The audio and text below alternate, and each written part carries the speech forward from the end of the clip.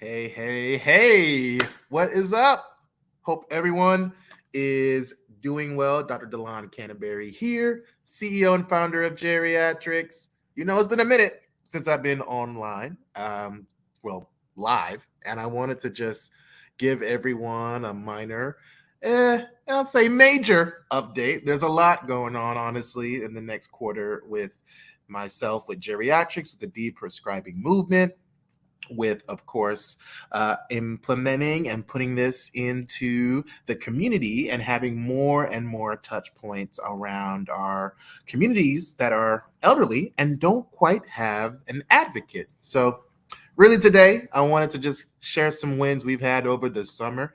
We continued and successfully just finished this last week, our second cohort of the Deprescribing Accelerator. This was with the Area Agency on Aging in Florida with the Elder Options Group led by Ms. Katina Mustafer.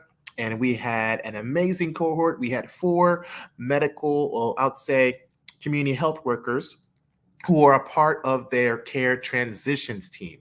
So they were taking care of patients who had heart failure, who had pneumonia, who had COPD, and who also were managing people who had exacerbations from diabetes. So really amazing getting to know them, really passionate individuals who are essentially the go-between for these patients and their providers during those very important 30 days post discharge when you leave the hospital. So this group was enlightening. There was basically a team of nurses and as well as patient advocates, and they would do med reviews. They would do social determinants of health assessments to see if patients need any support with paying for their medications, as well as seeing if they need any social support. Just, do they want to join a caregiver support group? Do they know how to manage their weight if they're managing heart failure for some of their patients? So these guys killed it. All right. They've knocked it out of the park. And we are still finalizing some of the next steps on how they want to implement deprescribing.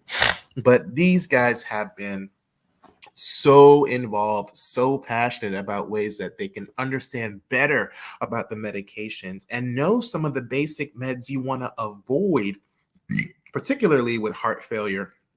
And we harped that to the end of these 12 weeks of talking about avoiding the use of NSAIDs, which have been shown to exacerbate or worsen heart failure, and frankly, a number of other pretty poignant points for them to use and implement and best advocate. So our second cohort just wrapped up. We are launching another cohort of the Deprescribing Accelerator that will take place actually now. We've just opened applications, so we will start September 23rd.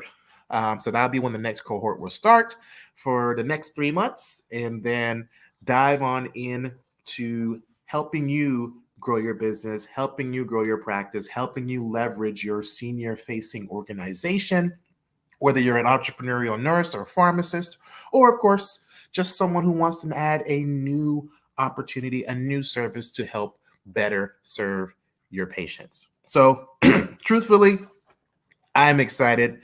We've only been growing since we've started. I think people are catching on to the movement and they're looking for ways to not reinvent the wheel, but find some easy opportunities to put this into play. So we wrapped up our summer cohort.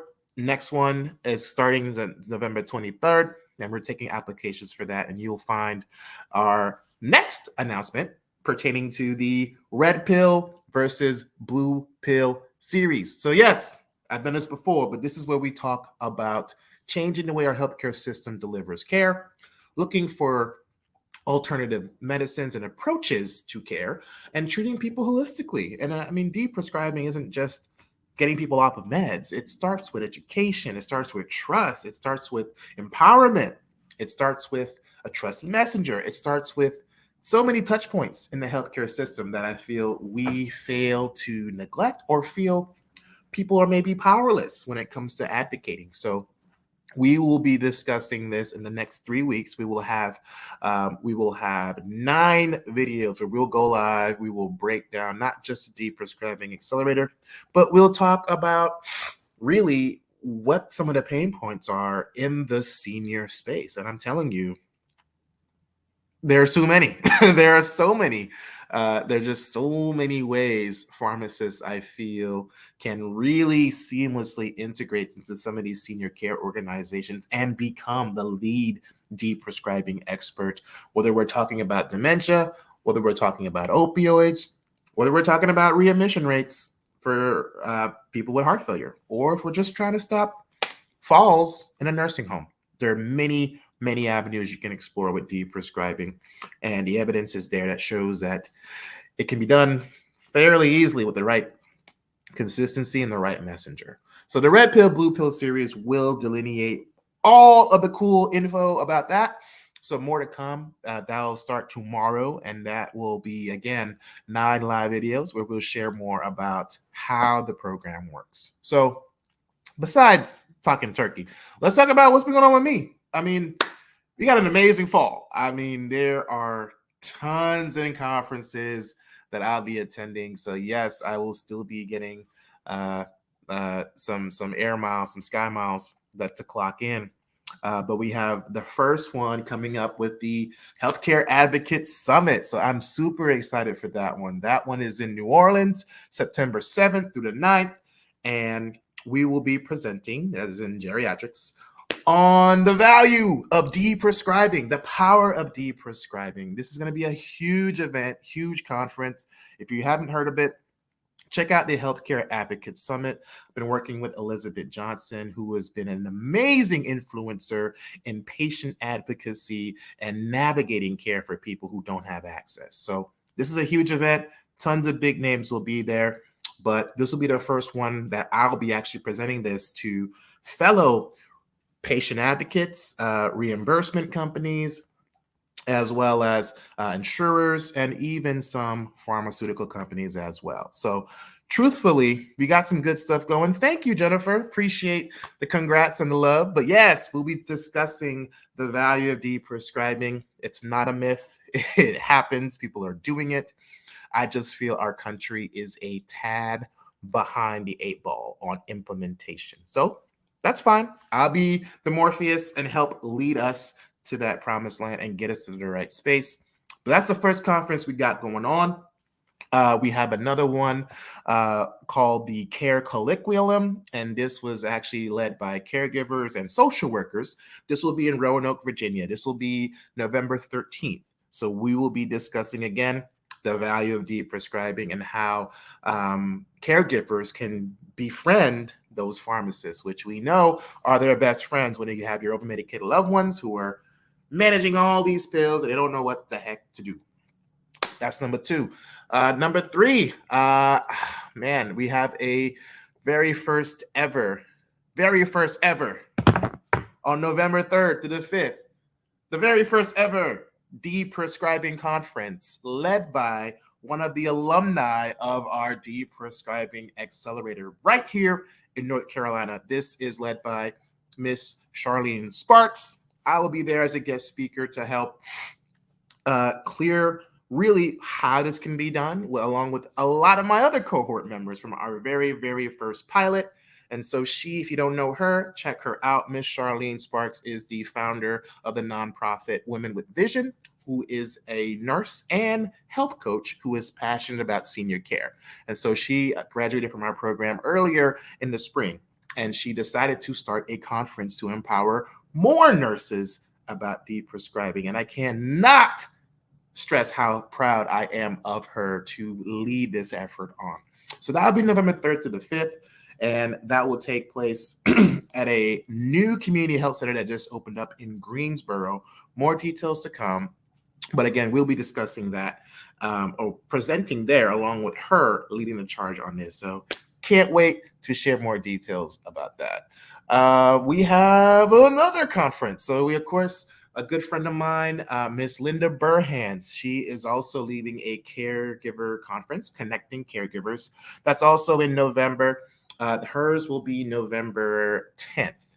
I believe 9th through the 10th. And I'll again be talking about how clinicians as well as senior advocates can implement deprescribing in their business model, in their practice, and of course, monetize it. We're not doing all this for free, but we definitely are here to serve, right? So that's going to be a big one. That'll be virtual. And more to come. We have another one with RX Salon. So that one is also, I believe, mid-October. That one is in St. Louis. I think it's October 24th or 23rd. Double check me on that. But we'll be there. We're going to be having a roundtable discussion with other like-minded, amazing pharmacists. I believe a good friend of mine, Dr. Jamie Wilkie, will be there. And I also believe Dr. Jerika Dodd will be there, one of my mentors, friends, and coaches. So we will all be there.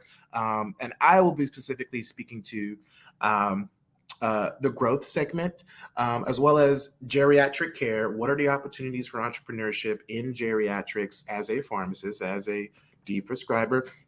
And then I'll also segue a bit into pharmacogenomics, because that's part of my game too, is we integrate pharmacogenomics into our comprehensive med reviews, or deprescribing action plans, I call them, which we take it a step further because we specifically want everyone off of everything as much as possible that's safe and appropriate and evidence-based.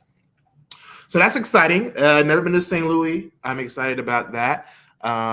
So yeah, I'm curious to see how that will turn out. I also, if you will be at ASCP, I haven't confirmed yet or bought my ticket, but I do intend on being there. So I'll be at ASCP.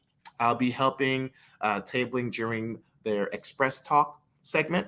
So that'll be basically a 15-minute, 30-minute fireside chat. We get to know me. I'll be tabling, talking about the power of what deprescribers can do, what pharmacists can do, and of course, discussing how I've been able to leverage deprescribing into a sound business model for me with geriatrics.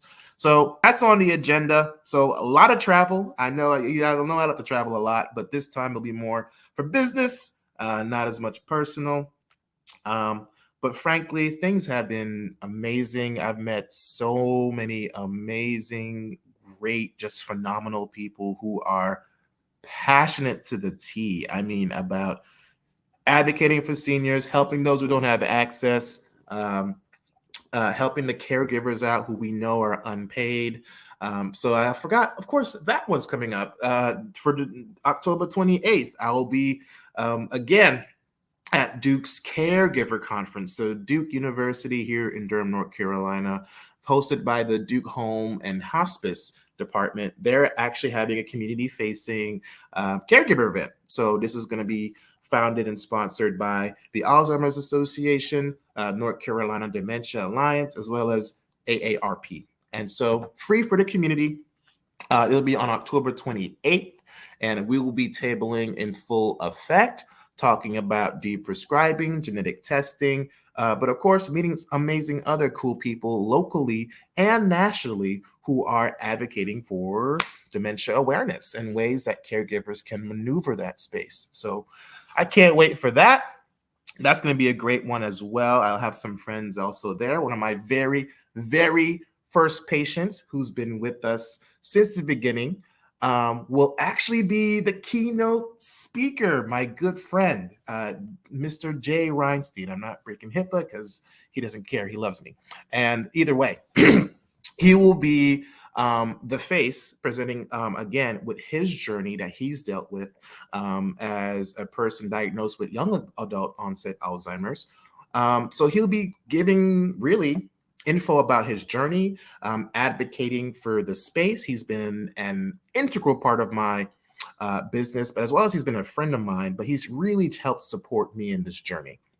And so he is actually doing an interview this week with PBS And he'll be just doing a one-on-one with his wife about his journey in managing his Alzheimer's and how the process has been for him, trying to get into clinical trials, getting in touch with really people on the ground, from the researchers to the advocates to the lobbyists. He has been pivotal in getting the word out. And so I'm so proud of him. Got a lot of love for him as well, but he'll be there presenting and, of course, firing up our caregivers who feel lost in this healthcare space. So that's on the agenda for 10/28. And yes, Alyssa, thank you. I will be sure to link all the stuff I'm talking about because it's kind of a lot to keep up with. Trust me, I'm barely figuring it out myself. So that's going to be our caregiver conference. I'm trying to think if I'm missing any others. Uh, I don't think so. Well, more so smaller scale, but we are doing a virtual event with Durham's Men's Health Group. Hey, what's up, Scott? Yeah, I'm looking forward to talking to you too. Jerika is awesome. But yes, I do have you locked in for Friday, so I'm looking forward to that talk as well. So appreciate you tuning in and saying hi. But yeah, this Wednesday, we'll be discussing, of course, deprescribing to a local group here in Durham, the Men's Health Council. So there's also a Zoom webinar for that. I'll be sure to share with you. You can register, but it's about reversing some of the side effects seen with over medicating in seniors. So is it even possible? Find out. We'll talk about it Wednesday, 6:30 to 7:30.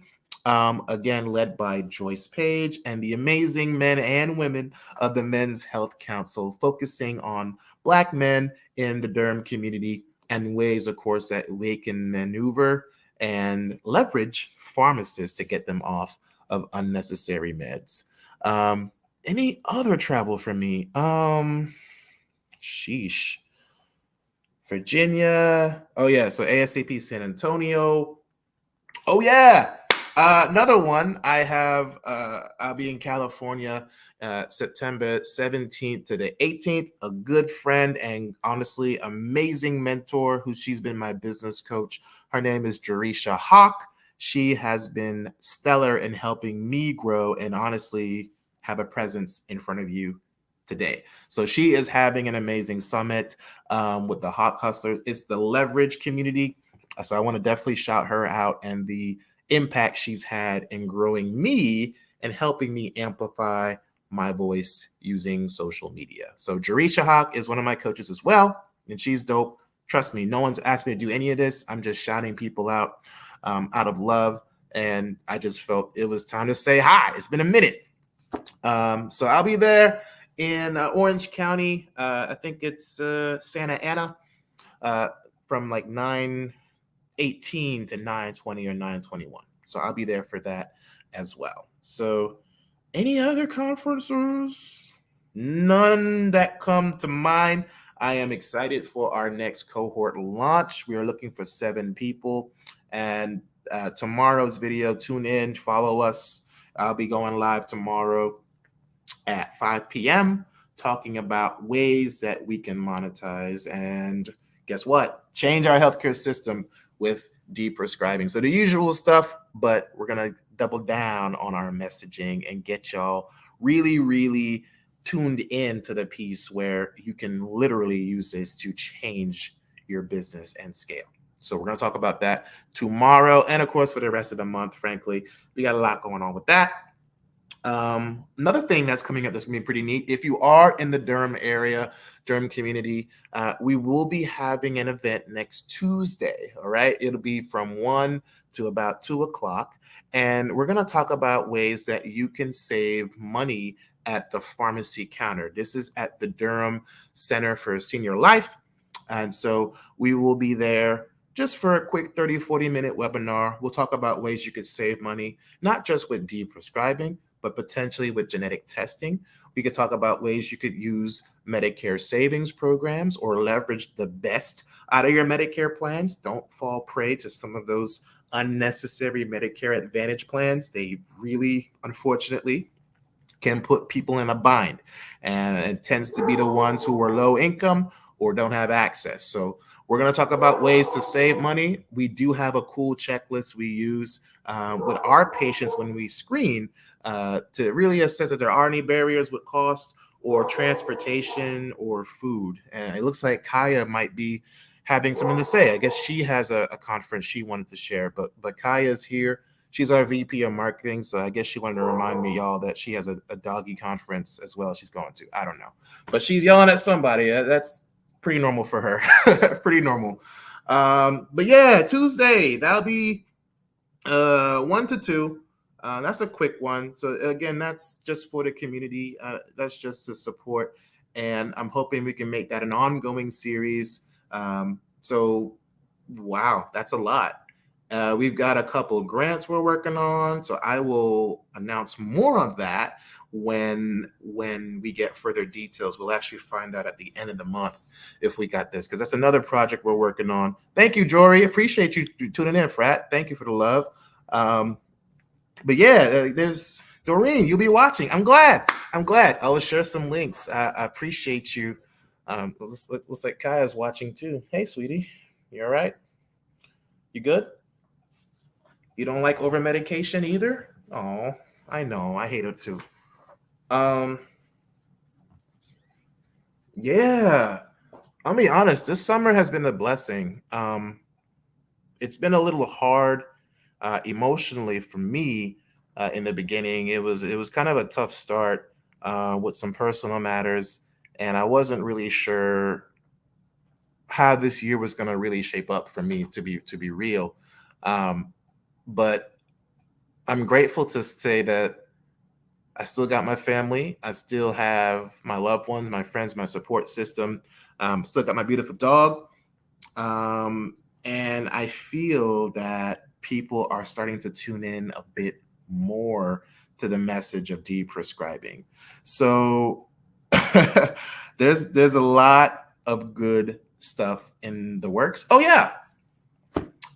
For those of you in the space, Medicare did just pass that Inflation Reduction Act last Sunday, and I still need to kind of dig into the legislature. I mean, it's a 755-page long bill that was passed to help reduce some of the costs that our Medicare payers are, and at least give a little bit of negotiating power to Medicare when it comes to some of these companies that are leveraging these PBMs. So I haven't really dug into all the details. I don't think the act will even go into place once it's approved or signed until 2026. And they're going to choose 10 drugs on the Medicare formulary to be, I guess, having the prices controlled or negotiated. So we don't know which drugs yet. We don't even know when, or we know when, but we don't know which drugs it'll be or really what the cost savings will be as of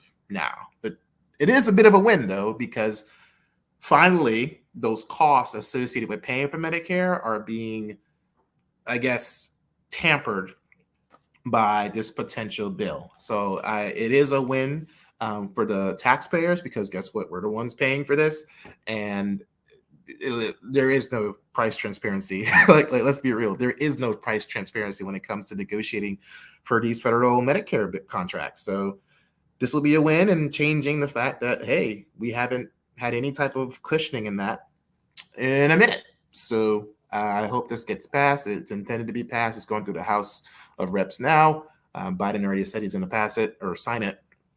So that won't take place until 2026. But why I bring it up is that I will be on WRAL, our local news station, this Thursday at noon, and we will be discussing what this may mean for the future, what this may mean for our patients, what this may mean for reimbursement rates. I think I saw it will impact Medicare Part B as in boy and D as in dog. So they may revamp some of the physician reimbursement rates or see what Medicare Part B, and of course Part D, which would be the drug reimbursement rate. So it may affect some of the prices and co-pays at the pharmacy counter too.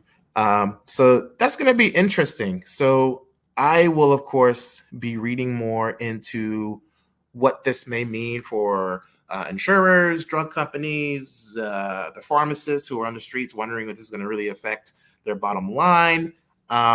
Reimbursement rates. It's all very interesting. Hey, Jacqueline, I see you got a question.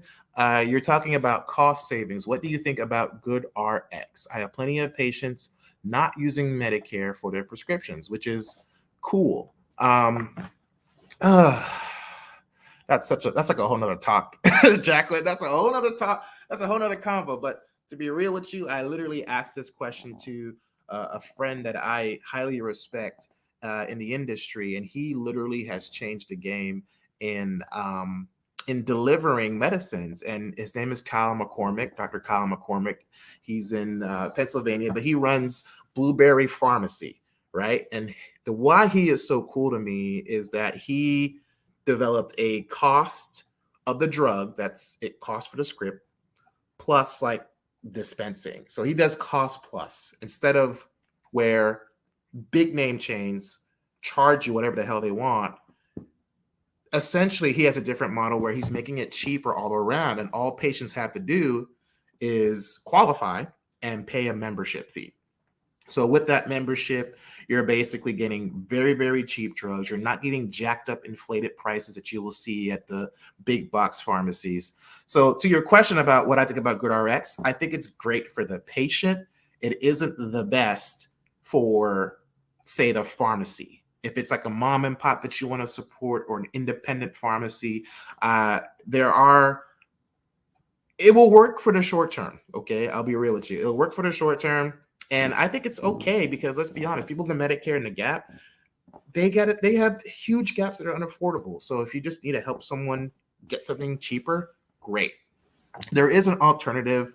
And I will say GoodRx is actually in bed with some of the pharma companies. So that's something that isn't highly known, but they actually take advantage of the lack of price transparency because they get something out of it too. So I don't know all the ramifications. It's out of my pay grade. I'd rather you talk to Kyle about that. He's in this game. He knows way more than me about those nasty practices that pharmacy benefit managers employ.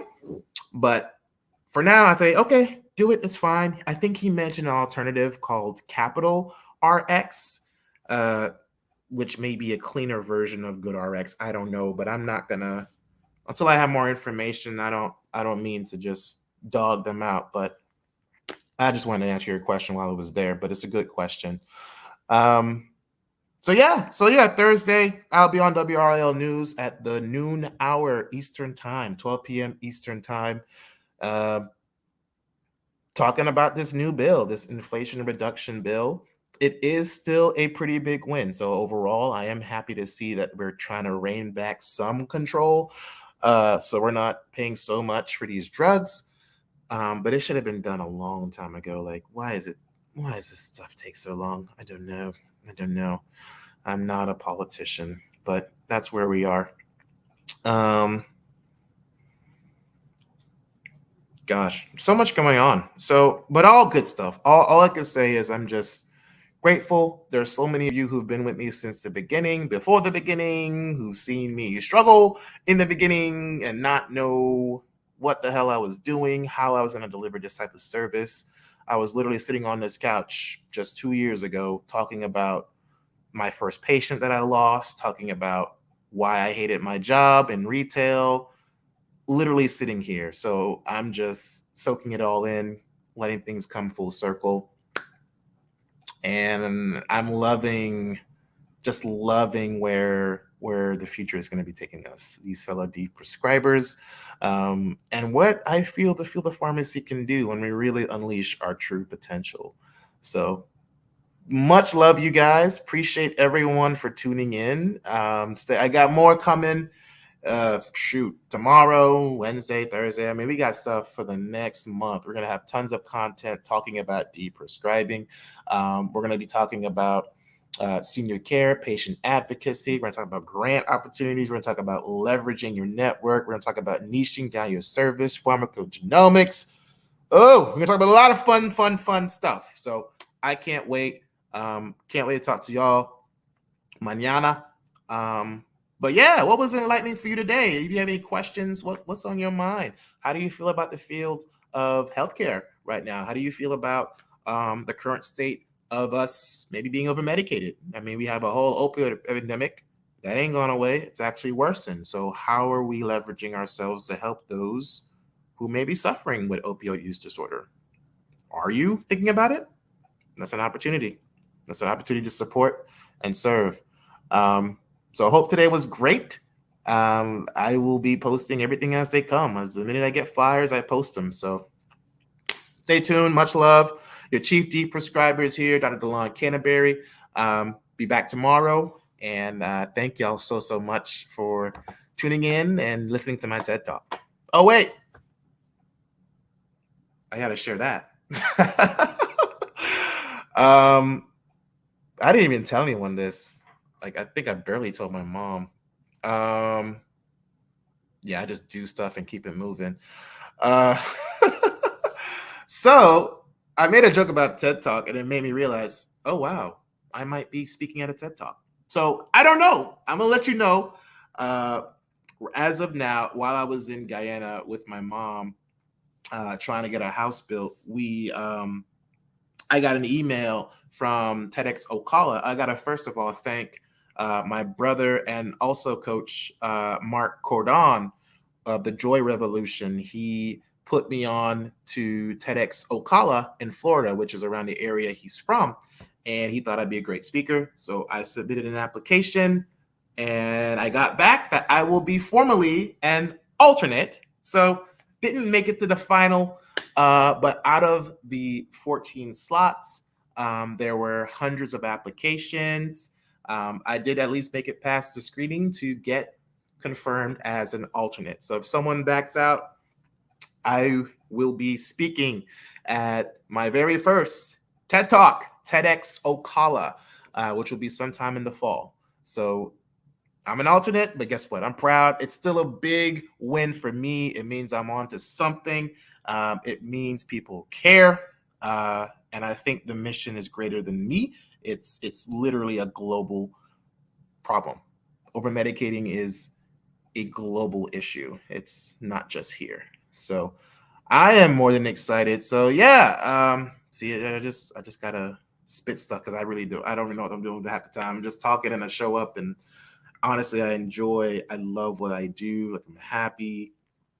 But yeah, I had to share that before I sign out. So TEDx Ocala. I'll let you know how that goes. I'll let you know if I really do get designated as an actual speaker. So that'll be fun. That'll be exciting. So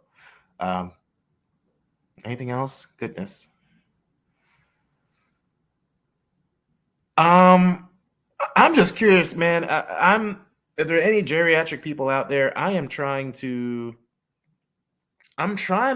see when is this beers list gonna drop? I thought it was gonna come out earlier this summer. There's supposed to be an updated beers list. And if those who don't know, the beers list is one of the things we teach in our Deprescribing Accelerator. It is essentially a compendium of drugs that may be problematic in our seniors. That's literally it. It's an easy thing to use. Clinicians tend to use it when it comes to looking for ways to deprescribe. So that's like the first thing we teach in our course. In our courses, is like modules, I don't know, 3 or 4. We talk about the beers list heavily and preach it to the cows come home. But essentially, they update this list every 3 years.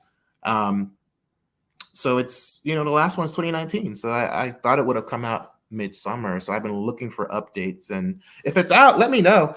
Thank you, Lauren. Appreciate the shout out. I am excited to be an alternate. It is a win, and it is an accomplishment. And you're right. I got to do better on not downplaying what I'm doing. I do it all the time.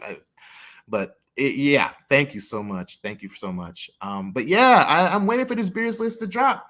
I would love for it to come out. So see if there's any changes, any updates. But guys who may not be in the space, the beers list is one of the main tools I use when it comes to my first screening and for deprescribing opportunities. But essentially, like I said, it looks for problematic meds in seniors. It's pretty much it. It's a list of like over 200 drugs or so. They break it down by kidney function, liver function. If you have certain health conditions, it does a number. It's really a quick and easy, dirty way to figure out if there may be any issues. So I always like wait for it to come out because it's a part of my job as a prescriber. I got to know. So I'm just waiting for it to come out. I'm just kind of nerding out on that. But other than that, much love, y'all. So many blessings. So I'm just thankful I could be here and share this space with you all and share the love. So have an amazing week. You'll be seeing a lot of me all month, and I'll keep the updates coming. So take care. Much love. Have a good week, y'all.